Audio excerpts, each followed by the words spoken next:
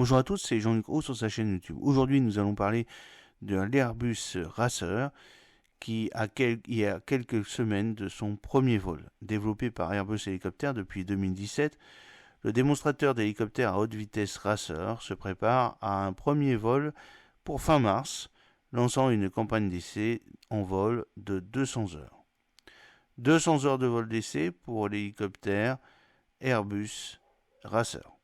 À Marignane, les travaux sur le démonstrateur d'hélicoptère haute vitesse Racer sont dans la dernière ligne droite.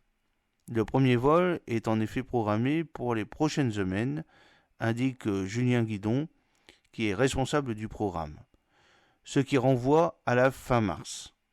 Un premier vol qui donnera le coup d'envoi à une campagne d'essai en vol de 200 heures durant laquelle l'enveloppe de vol sera progressivement ouverte pour atteindre les 220 KTS. Une phase qui durera quelques mois suivra l'exploitation complète de la vitesse de croisière, de la charge utile et de l'autonomie. Lancé en 2017 par Airbus Hélicoptère, le Racer, successeur de l'aéronef hybride X3, a en effet pour objectif de continuer à explorer le domaine de la haute vitesse ouvert avec le X3. Les équipes d'Airbus, associées notamment à celles de l'ONERA et du DLR, ont travaillé pour optimiser le démonstrateur pour qu'il puisse voler à une vitesse de croisière de plus de 200 KTS, c'est-à-dire 400 km/h.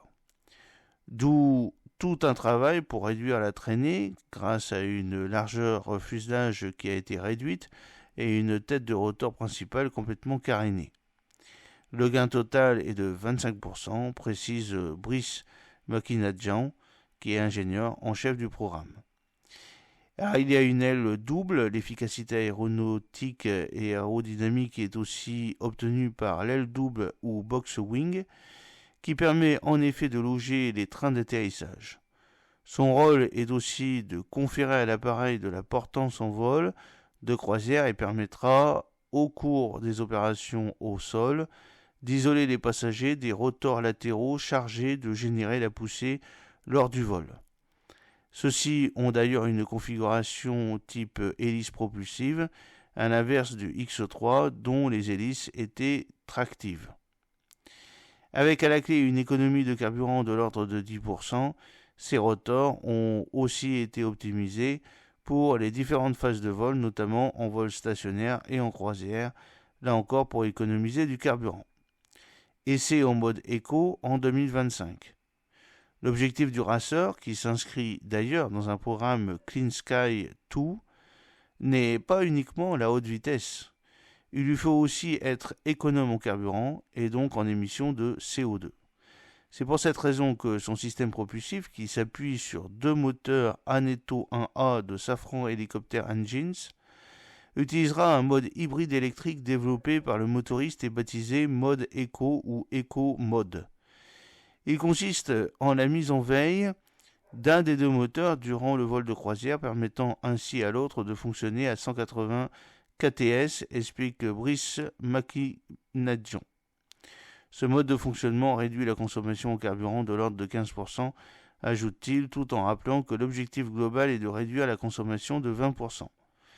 Chaque fois que nécessaire, durant un atterrissage ou une procédure d'urgence par exemple, le moteur en veille est automatiquement et très rapidement en quelques secondes rétabli à pleine puissance grâce à un moteur électrique innovant. Sur le Racer, le mode Eco met en œuvre un moteur Aneto 1A et un système électrique de redémarrage rapide constitué d'un boîtier électronique assurant notamment le pilotage et la régulation, et d'un moteur électrique à haute densité de puissance relié mécaniquement aux parties chaudes du moteur. Le mode Eco a été développé dans le cadre d'un projet de recherche financé par la Direction générale de l'aviation civile, la DGAC. Les essais sur le Racer seront la deuxième étape du programme et seront réalisés en 2025, indique Julien Guidon. J'espère que cette petite vidéo vous a plu. N'oubliez pas de cliquer sur le pouce pour la promouvoir, de vous abonner si ce n'est pas encore fait et de partager cette vidéo sur vos réseaux sociaux. A très bientôt, fidèlement, Jean-Luc Haut.